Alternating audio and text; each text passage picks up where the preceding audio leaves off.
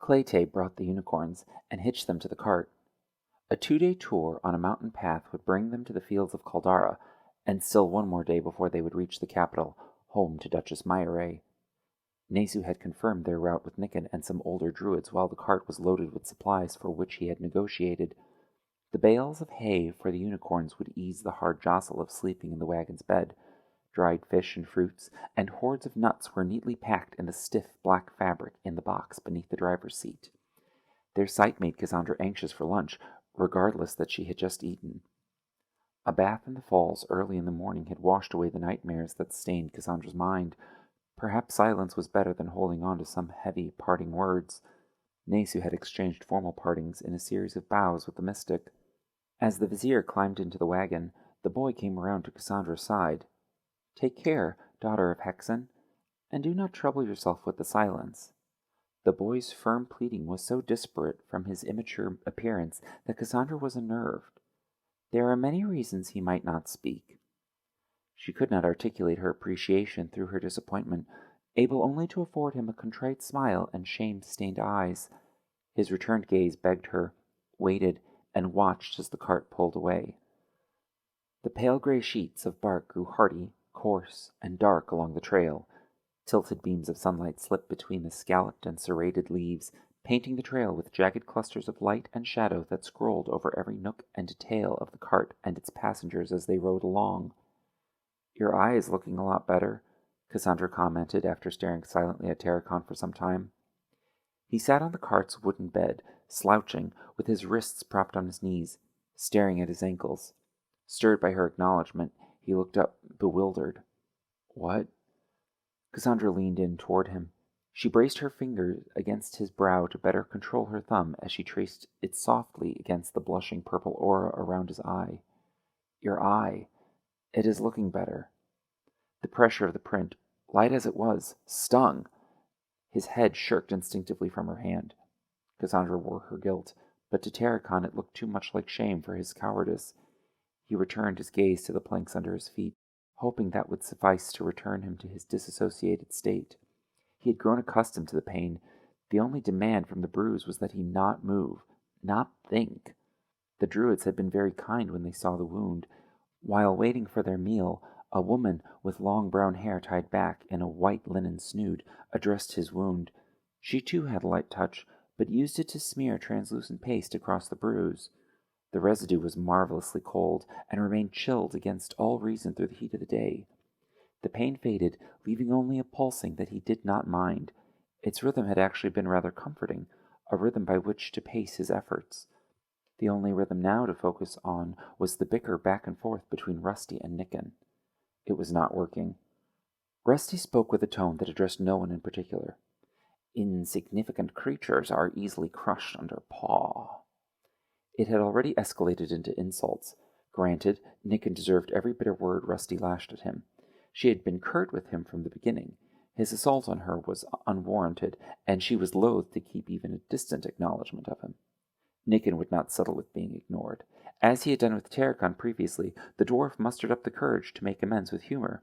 His charm was lost on the succubus. He had tried several times again to tickle her from her contempt. Her continued resistance he found more defamatory than his accosting of her, and his amends deteriorated into retaliation. This she was only too happy to entertain. "Pelted paws, full of fleas," Nikken scoffed. "Little man, little insults." It was easy for Terracon to side with Rusty, even when her obstinacy went too far. Although he had come to appreciate the dwarf a little more, Terracon was pleased to see someone match Nikken's wit so evenly. These moments were made even better when Terracon could trade a knowing, sadistic smile with Rusty while the dwarf fumed. Leaves were torn from the branches by a breeze that tripped in its race through the canopy. The leaves fluttered and waltzed in their descent, raining over the cart with only the slightest hiss as they landed. Cassandra marveled at the strewed leaves. Even with all of the treasures of the world before her, Cassandra could not be distracted from these simplest delights. It was charming, and Terracon could not hide his smile with his bowed head. "Do not mock me," she chided with a snort and a wide smile. She pitched a leaf edgewise at him. The leaf fell close to Rusty, who recoiled. "What is wrong?" Terracon asked as he picked up the leaf. You are holding Pixie's kiss. Terracon quickly threw the leaf away, then dodged another leaf as it whisked dangerously close to the back of his neck. Cassandra groaned, disappointed. Nesu, will you hand me the skin? I need to wash it off my hands. If she worked quickly, the rash might not develop. Nesu turned from his perch on the driver's bench to pass back the canteen, but it slipped from his fingers well short of Cassandra's grasp. The flask fell to the bed of the wagon with a thud that captured everyone's attention. They looked up to see Nesu's wide eyes roll back, and his hand lifted to press to his neck. Pain ambushed his precarious balance. He teetered backward, then slipped over the cart's headboard and into the bed of the wagon. Hands reached to break his fall. Nesu tried to join the collective gasp, but his exclamation was stitched shut by a needle-thin dart lodged deep in his neck. Cassandra and the others caught Nesu and guided his descent as they laid him out, his black robes bleeding across the wagon's bed. Everyone huddled beneath the horizon of the sideboards, terrified of becoming the next target. Rusty shoved her way closest to Nesu, perusing the wound with wide eyes and pursed lips. She tried to pry the vizier's hand away, but he stayed his arm, giving Rusty only as determined a look as he could with his suddenly lazy eyes. She surrendered and let Nesu work at the wound. The dart was long and thin, and had penetrated deep into the muscle. Nesu pinched at the protruding thorn and attempted to pry it free. The jostle of the cart played to the advantage of the barbed dart. Nesu wrestled to guide it out without further gouging the wound. The muscles in his throat had clenched and reshaped the tear. Extracting the barb meant navigating the labyrinth of the puncture, backward, blind. This puzzle rivaled any he had previously played. His hand tweaked in minuscule increments invisible to the eye. Every shudder and tug raked him from within. Nesu found the key. He pulled the barb out, unlocking a shocking pain. He heaved a guttural sigh to disguise his scream. The cut spat blood that drained down his collar. Rusty sat Nesu up against the headboard and pinched the wound closed. Her anesthetic touch quickly muffled the shrieking pain. The vizier rolled his eyes against the lull in his suddenly heavy head to glance at the barb. It was long and narrow, rusty-colored with a glossy luster, and streaked with green veins. The surface boiled with floral sickles bent back from the conical tip. Nesu tried to clarify, tried to enunciate. His voice was dreary and quiet. His vision blurred and swam, finally drowning in the darkness beneath his closed lids. Rusty drew the dart close to her lips and dipped her tongue along its edge.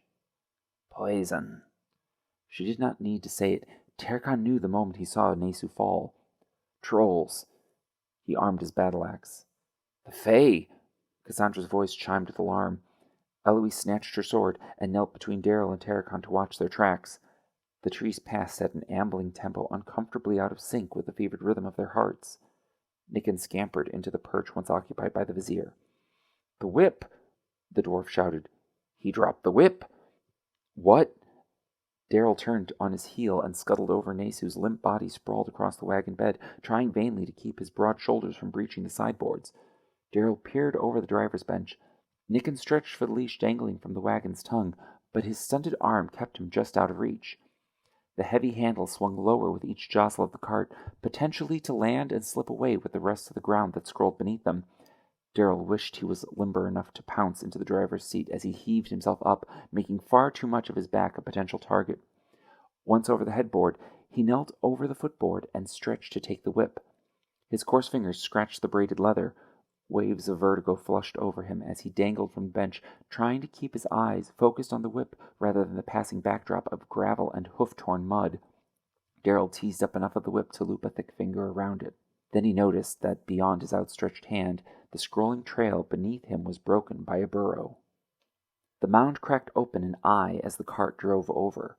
Darrell's gasp was choked into a painful whine too high for his baritone. He lurched backward too quickly and teetered sideways. His fear of the staring eye did not match the fear of falling under the wagon. He swam against the weight of his own body. He caught his balance, and in that same moment cried, "Watch out!" Darrell's cry could not prepare them. The wagon wheel turned over the erupting burrow. The cart pitched onto one wheel. Instinct tossed the passenger's weight against the sudden shift. Terracon and Eloise were thrown, and for a moment drawn long with their expectation, they floated over the wagon's bed, hoping to land. 3 boot heels clapped as they crashed back to the cart. The 4th, Eloise's slipped past the edge of the open tailgate. Her awkward landing threw off her weight, and her buckling knee sent her reeling. She was falling off the wagon. Her sword clanked and bounced down the trail, thrown to free her hands as they flailed and raked for any anchor. She needed to be caught. Her fingers snatched the folds of Tarakon's rolled-up sleeve. Tarakon's balance had not yet settled when Eloise latched his sleeve and dragged him into her fall. Startled and frightened of hitting the gravel scrolling below, Tarakon fiercely threw his weight back. The seam at the shoulder hissed as the jerk tore off the sleeve. Eloise's tumble was stymied for a moment, but then the sleeve slipped down Tarakon's arm. Eloise's eyes grew wide, drinking their last glimpses thirstily, aware that when she hit the floor she would never see again. This pitiful, rushed acquaintance with her mortality was made only more poignant by the guilt swelling in Tarakon's eyes. Every measure that she crashed back seemed to stretch his eyes in disgusted witness of her demise, just a fragment more. Reflexes knotted Tarakon's fist around Eloise's wrist, and the whole of her body was jerked out of its trajectory. Instead, the hiccup of her fall scraped the sole of her well-landed boot clean off the edge of the cart. Eloise screamed. Now suspending the full weight of Eloise in one hand, Tarakon had to buckle. Too fearful to be drawn over the edge, he dropped to his knees to offer a better anchor. Eloise dropped with him. She hugged his arm, racing to climb it to keep her feet from being burnished off by the trail driving beneath them. "Tarakon!" "Come on!" he moaned his encouragement through gritted teeth. Fear paralyzed her tongue, and in substitute of words she squealed and babbled. Her eyes were slammed tightly shut in a futile effort to hold on to her last glimpse of friendship. The air whistled as more darts scratched past. They missed, but only by margins so narrow that Tarakon was afraid to stand. Still, he pulled himself from his knees, dragging Eloise along with him. She swung her leg and landed her knee on the edge from which she had fallen. Now anchored at 2 points, Eloise crawled back onto the cart.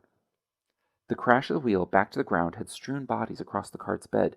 Cassandra peeled herself off of Rusty, the succubus having broken the princess's fall. Rusty had knotted herself defensively over the unconscious vizier.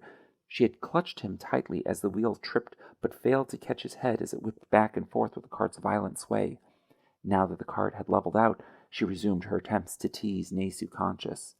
Twice she had cracked her palm against Nasu's cheek, stunning him enough only to break the crease in his closed eyes momentarily before they slid sleepily shut. His breaths were wheezy, but steady, counted in a rhythm much slower than the frantic beating of her heart. Rusty racked her mind for some more definitive diagnosis, but was distracted by Tarakon's incoherent mumble. She turned to glance down the trail to see what the commotion was. The cart's ambling pace had driven enough distance to clearly see the cause of the jostle. The earth burped up dirt from the burrow of a larva as thick and long as a man. Wide, blinking eyes spotted down its segmented back returned their stares, an arc of hungry irises cresting from beneath the lips of the large spiracles evenly spaced across its translucent belly, scavenging for pity to its loneliness. No one dared step from the cart to console it. The focus of those dark eyes pushed more than pulled at their souls, and yet they were not repelled far enough. They cowered toward the wagon bed's headboard, scraping for every last measure away from the lonesome, hungry glare. When they could curl away no further, their revulsion whipped faster the patter of their hearts. "Go!" It was a random grumble, so deep and pure that no ear could discern exactly who said it. The wheels were still turning too slowly. Why were they not going? "Go!" The command whined out of a throat clenched in fear. Darrell was ignorant of the situation, ignorant of the absurdity of his pose. He knelt, his arms open wide to settle his balance. His face was painted with a silly grin. He was ecstatic at having stayed himself through the hurdle. Every panted breath was a gift that fear had convinced him he would never take again. Nicken pried the whip from Darrell's hand. The realization of his empty palm stirred him conscious and startled him out of his nirvana. Darrell turned to glance back, saw the monster, and his giddy smile collapsed into disgust. Nicken cracked the whip. The cart drove, and the distance between them and the staring grub grew. The whine of the cart's wheels sang higher as the wagon sped faster. The rough texture of bark was no longer distinguishable as the trees flickered past. The pleading eyes that crested the heap of dirt watched as the cart rolled away. Then the forsaken nymph heaved, curling away from the view to burrow deep under the trail. Tarakon pulled Eloise up to stand beside him. throats clenched to save parting breaths that they prayed might not be their last. Still hand in hand, they turned to watch the horizon swallow their tracks. The trail drained into the distance, pulling the trees and wheel ruts deep into the past. Only the burrow seemed spared the traction of the horizon. Sucked away instead was the careening string of clods and furrows that the burrowing nymph tumbled and tossed up in its pursuit. The distance between the rustling larva and the cart seemed steady, but slowly it pulled closer, cheating the distance the cart had made between them. "Faster!" Terracon shouted, clenching his axe tighter. "Nicken, faster!" The lash cracked over the unicorns, but the driving trot of their hoofs could not pull them away fast enough. The cracking ground branched ever nearer, the grub's back occasionally peeking out of the burrow. "Nearly kill me, will you?" Eloise spat. She had been terrified of hitting the ground, of watching the cart pull away, of being abandoned. Steady on her heels again, she found the strength to wrestle against those suffocating fears. The mocking eyes dappled down the larva's back, stole glimpses of their escape, glimpses she would have missed if she had fallen. Insult tempered her strength, and she threw off the fears. Their crushing weight cratered the ground where they landed. She hoped it would be on the surreal grub's back. The nymph dashed her hopes, tearing away from the depression unhampered. It drove faster, cutting a route beside the cart. Eloise and Darrell peered over the sideboard. The larva paced its burrowing to loom beside the wheel. Passing gravel marked the distance they covered, anxious for the grub's next move. It heaved up through the dirt, peering with the eyes spotted down its back for only a moment before twisting to expose its translucent belly and a thicket of coiled briar legs. The bramble limbs lashed and flailed, snatching at the spokes of the wheel. The unicorns kept running, churning the wheel away from the burrowing grub. The bramble grew taut. One branch snapped, but the larva whipped more thorn shoots into the spokes. Darrell leaned over the sideboard and slashed at every new vine that laced its way around the wheel. Thorned twigs littered their path. The severed branches would not be discouraged. They insisted on stretching to grow and catch the next spoke. The squealing axle began to choke. More vines were coming than could be fenced off. The wheel grew stiff, leaning the cart toward the larval anchor. The cart's tongue begged to bow as the unicorns fought against the growing weight of their tow. The texture of the bark of the trees that lined the path grew distinct again as the cart drove slower and slower. Nicken cracked the lash, but the unicorns could not pull it farther. The wagon was stalled. The twitter of forest birds and the rustle of the wind through the leaves might as well have been silence, as everyone was too bothered by the hammering of their hearts. But then alien tones seeped through and hijacked the woodland melody. Avian chirps became stained with mocking, warped with the trilled giggle of rumor. Leaves stretched and rustled out of their sleep, the wind yawning awake on their behalf. The forest's ambient song could no longer be ignored. The thicket that snared the wagon wheel clenched defiantly against every slice from Darrell's sword. Nicken littered the air with commands and complaints, but the only language the grunting equines could understand was cracked by the whip. Their hooves scraped and dug into the trail. Everyone asked the others what to do, but there were no good answers, only noise. An infant wailed in the distance. Everyone stopped. Senses, already strained, peaked. The cry distracted from all other occupations and demanded attention to every nuance of its suffering. The voice was hoarse, pled by a throat already sore from screaming. The resonation echoed painful memories that could only be quieted with patient, empathic coddling. The scream tripped through sobbing coughs, finally suffocating in a gasp that ready to scream again. The passengers were not aware of this anticipation until they were met with silence. Suffering implied survival. So long as the baby cried, then, at the very least, it could feel. Now, with peaked ears, they hunted the air for even a whimper, but found only silence. Dry throats choked on potential lullabies.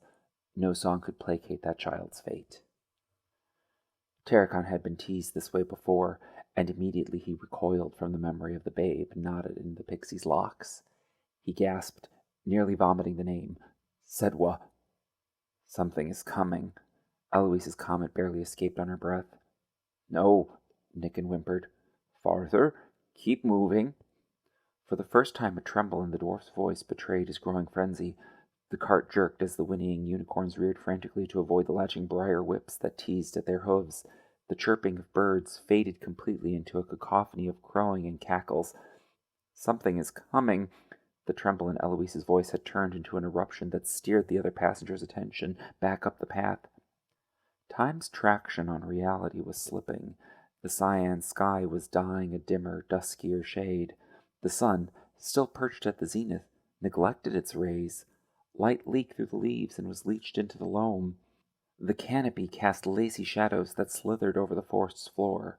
An umbral veil that tripped over the pebble-strewn path was snagged by the splinters of bark and slid on the waxy sheen of the leaves, and in every moment stalked closer to the stalled cart. Their hearts drained patience to make room for the darkness pouring down on them. Their breath grew still and cold, and they found no warmth from the shining light spilled across the forest floor. Then in the distance, past a bend in the trail they had passed only moments before, the irrational darkness of the imitation dusk was burned away by an aquatic glow. The shadows of the trees were waltzing out of the way as it approached. "No." The protest did not change the circumstance.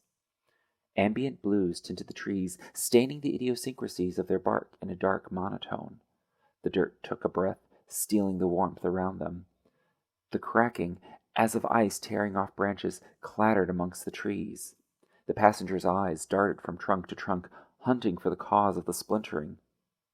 "There," Eloise dribbled. Every eye turned to the tree. The paper-thin bark split in a long seam up from the roots toward the branches. The exposed trunk splayed apart. Reams of cambium were rifled through, then pierced by a thin, twiggy sprout. Glistening amniotic sap drooled and dripped from the twig as it writhed out of its tight, itchy peel. First one, then two, soon 4, then 5 long, sap-glazed twigs sloughed out. They curled to grip the tree's cracked trunk and wrestled to extract from the arboreal bed a long, bent branch of an arm. There was a rain of sharp clatters against the cart's wooden bed. "Huh?" Something had dropped from the canopy, sharply striking and bouncing off of Daryl's head. He stared up. "Hey!" One had struck Terracon too. Cassandra yelped. "What happened? Something bit me." Rusty gasped at a sting. She could hear something scratching against the planks beneath her. "Check the floor." Terracon whisked his hand back and forth, sweeping back the darkness with the flames curling around his fingers. Through the swirling shadows they could see the bed of the wagon strewn with nuts and berries. Black arachnid limbs pierced the seams of the shells to drag and scrape their way toward the nearest ankle. Sanguine jam leaked from the broken skin of the berries, rent apart by little stems scratching their way across the planks. "Berry babies," Eloise identified, then began indiscriminately kicking at the darkness, hoping to scrape the pests from the hay-strewn bed. "They are in Nesu's robes," Rusty cried out. Cassandra leapt to help the succubus shake out the cape. "Ah!" Eloise's scream was just another distraction to pile up, but disconcerted enough to warrant their attention. They looked up in time to see her kick back an emaciated boy quickly scaling into the cart. A set of bark-calloused hands reached to Terracon's heel. He lashed the air with a tongue of fire. The orange light glistened on the sap slathered across the naked body of the oncoming wood elf. "Spriggans!" Terracon warned. "Get us out of here!" The trees bled with resin as the stick-thin sprigs pried themselves out of their hovels beneath the bark. Timid first steps were taken on tender, fleshy roots, bare, finally freed from their loamy shoes. A spriggan stalked in closer. The sticky syrup slathered across its face drained into thin threads that stretched over its mouth, opening for its first gasp. Its lungs hungered for breath, to inhale what was exhaled, their pant, their exhaust. "Let go, damn it!" Daryl hissed as he slashed at the briar that latched and anchored the wheel. A long, violent swipe caught something obscured in the growing darkness. Daryl pulled violently to pry his weapon free and dragged into view one of the elves. The sword was lodged in its arm. With a callous brush of its other hand, it scratched skin from Daryl's cheek. The pain tore from him a whimper, and tears welled to wash the wound. He had to free the sword. He scraped the blade against the cart's sideboard, cleaning it of the offensive creature. The bark-callous fingers caught the sideboard. The spriggan crawled up into the cart. Daryl lunged with a hack deep into the ribs of the wood elf. The cleft torso did little to discourage the Spriggan. It whipped and kicked at Darrell. He held his blade at bay to earn the needed clearance from the lashing branches. "I cannot see anything!" Terracon screamed. He batted off the shadows with his fire, but each blast burned out before the situation could be assessed. The successive flickers succeeded only in lending a staccato quality to the wood elves' advance.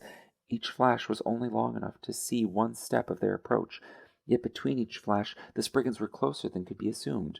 The light never blazed long enough to discern a target. There were only ever two colors, the orange of Terracon's flames or the dim blue splashed across distant trees. "Enough!" Cassandra screamed, carving a hole in the darkness with a furious flash. Cassandra's outburst had a more permanent effect.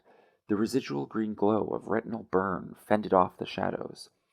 Once shed, however, the overwhelming odds against their escape were illuminated. The wagon would be overrun. Nubile arms, scrawled with veins of knotted grain, reached from all directions. Every tree seemed to have birthed a sapling, who now stretched with branch arms and twig fingers to catch a ride on the cart. Eloise's knuckles were dripping blood. She was boxing the elves and had scraped her fist across too many cheeks of bark. Anxiety and adrenaline had numbed the pain, however, and she threw her fist into the jaw of another Spriggan, spotting his face with her blood. The battle-axe was useless. Terracon had tried this before in the cellar of Castle Umsa. The cleaving blade was too easily caught in the grain of the elves' shoulders. The hammer would be bounced off their trunk. The flames lapping from his hand, however, staved off their advance. His scratching fingers raked up the heat in the air. The Spriggans cringed from the flames. Their numbers were gaining, however, as was their speed. They tried to uproot him by snatching at his ankles with their branching arms. Enough of them had gathered at the cart's edge that Terracon had to continuously sweep flames at his feet. If he made any offensive maneuver toward a single target, its neighbors would have too ample an opportunity to overtake him. Cassandra's magic had a more surgical quality to it. Unlike Terracon, she had mastered disassociation. Her will could be impressed on aspects of reality beyond her direct contact. She did not need to wait until the elves were at her feet. Perhaps it was not as impressive as Nezu's capacity to foil attacks without a gesture, but she was not here to impress. She held her hand defensively open before her. It helped her to concentrate, to focus, to target, to objectify and subject. Patches in the Spriggan's bark spit and sparked. Strings of gray smoke whisked up from the ember-trimmed, black-scalded blisters breaking out across the grains of their skin. The affliction made them curl away in pain, made them retreat to the arboreal beds dripping with salves. Darrell was too busy to notice the work of the princess standing beside him. He could barely grip the sword for fear of the tantruming elf caught at the end of the blade. His arms, impressive in their bulk and strength, were shaking, worn from supporting, by the pommel alone, the combined weights of the sword and elf. If he let his hand creep any higher on the handle, however, the scratching branches and kicking roots would get him. Since the flash of light, the elf had been leaned forward to claw for every available inch, but now tried another approach. It raised its head. Darrell was horrified to find it had no face, just a brown speckled bell of leathery flesh hung from its neck. The bell's orifice bloomed open as the head lifted, revealing the slitted gills of a mushroom's cap. The gills trilled as the mushroom stretched open into a broad saucer. Pulled open, an infestation nested between the slits was revealed. Each vent was lined with little segmented worms, nymphs like the one anchoring the wheel. The pink and green organs were just visible beneath their glassy black skin. Then the mushroom caps sprayed sap, each slit spitting a stream of sticky amber syrup, washing the obsidian maggots off of the gills and splashing them across Darrell. The sergeant gagged. Cassandra revolted and cried out to Rusty, who was still coddling Nezu. The succubus tucked Nezu down across the hay and fell to her knees beside Darrell to pick the bugs from the pool of syrup. Plucking them grew difficult, however, as the shadows slowly began to slink in again. Colors failed against the dull blue shine coming from around the bend in the trees. It glistened on the sap glazed on each elf's brow and on the segments of the glassy black maggots picked from the wagon's bed. The passengers were rendered as black silhouettes against the azure glow. It was growing stronger, brighter, closer. The shadows of the trees waltzed away from the arriving source. The first to come into full view was a small, white-hot nubile figure. It skated through the air on a trail of sparks and embers struck up by the scratch of its pointed toe. Every shadow cringed at the sprite's approach. More shadows flickered their escape as more fairies flickered into view. Their sapphire light was the only warmth in the woods, the sole torch that illuminated the encroaching hazards. Their maniacal twittering trilled ever more ludicrous, ever louder, always closer. "Come on," Nicken wept. A pixie cartwheeled into the path. Its skin was cold, its hair was wet. A second twirled out of the ether with a grin too wide for its face. More fairies trickled into view, but they were damned by an unseen presence. More arrived than would approach, and a swarm began to swell. They crouched and shrugged to make room for the next, until every body was waltzing out from and whirling into the front of the pile. Their accommodations grew frenzied, and soon they were whirled into a barreling torrent. As soon as the invisible bank was breached, the cart would be consumed. But there was no way to know how many more breaths could be had before they were drowned in the cascade of fairy bodies. Astonished and fretful, Cassandra pressed herself back against the driver's headboard. Rusty crushed the last nymph beneath her paw as she stood shoulder to shoulder with Eloise and Terracon. They watched the swarm crest a small, blistered hand. The heap of swirling pixie bodies was torn apart by the scream of a baby. Strands of black hair traced the arm, painting on poisonous oils. Legs, a belly, a brow. These slivers of skin were discernible from beneath the black locks that snaked and curled against gravity and reason. Then the hair twisted and knotted, binding the babe back in the braid. The greasy black plate tensed and extracted from the pixie pile the celadon body of their princess, and once her pointed toe could perch on the back of the pixies writhing beneath her, the braid relaxed itself into repose on Sedwa's shoulder. The garland of pacifiers was still strung around her neck. From beneath the brim of her brown leaf cap, she peered with inky black eyes at the passengers in the cart. Her lavender lips curled into a smile. Every Spriggan's wooden lips nodded in a smile that mimicked their princess's. There was a uniform heave through every fairy to match Sedwa as she took in a deep, fresh breath. "Es esimne purush," roared the fairy choir. Every voice, every tone of the forest sang with Sedwa. The wind rustled with, the ground quaked along. Every Spriggan stalking around the cart, every pixie swirling in the tempest undertow, echoed their princess. All of reality bellowed the command, "The witches will learn." Darrell's eyes swelled with the tide of fairies. He tried to drink it in, but was choked by their volume. Breathless and forlorn, his passion left him. His arms, weak from holding up the sword, surrendered to the weight. The sword came to rest on the cart's sideboard. The wood elf snatched at the opportunity. It curled its fingers around the sideboard, and kicking its feet for traction, wrestled to free itself from the sword. The swell of fairy bodies, surmounted by Sedwa, churned and whirled, then walled up. It threw its lip over the pixie princess, curling her within its tube. Then, on a splash of sparks, the dam was breached. A stream of disjointed arms and knees, eye-speckled and all glamour aglow, poured in a grand cascade down the trail directly at the cart. Darrell needed the sword. Defensive instinct still had some muster to spare him. He jerked the handle violently. The drive of Darrell's slice overpowered the Spriggan wedged on the blade, and it snapped it in two, but its wrestling had driven the blade to an awkward angle. Darrell had miscalculated the sword's sweep. The blade struck the metal axle. Sparks spit, and out rang a splitting, scratching squeal. The resonation shook the bramble snares from the spokes. The surge of fairy bodies pouring down on them broke against the sound, diffusing the wave and scattering the fairy bodies. "The axle is metal!" Darrell shouted, then sheared the blade against the metal bar once more. The pitch was sharp, so much so that Darrell had to grit his teeth to bear it. The nymph's tangled vines shuddered from the sound, and the wheel slipped forward. The cart lurched violently as the unicorns finally made ground. Nicken spared no moment, and lashed the whip again. Eager as they were, it would still take the unicorns a moment to regain their tempo. Distance was added between the tide of fairies and the cart, enough that one solid breath could be made. Fierce, cold, choking grasp was loosened, at least that much. Nicken cracked the lash again, picking up the pace. The bark of the trees was no longer discernible. The umbral fog could not keep up with the cart. They watched the unseelie court fall into the distance, ecstatic at every measure that they managed to pull away. The scattered fairy bodies stumbled and wavered and drifted on wayward trajectories. The throng of those not disseminated through the woods coiled and curled, filling the ranks of those dispersed with reserves floating in from behind.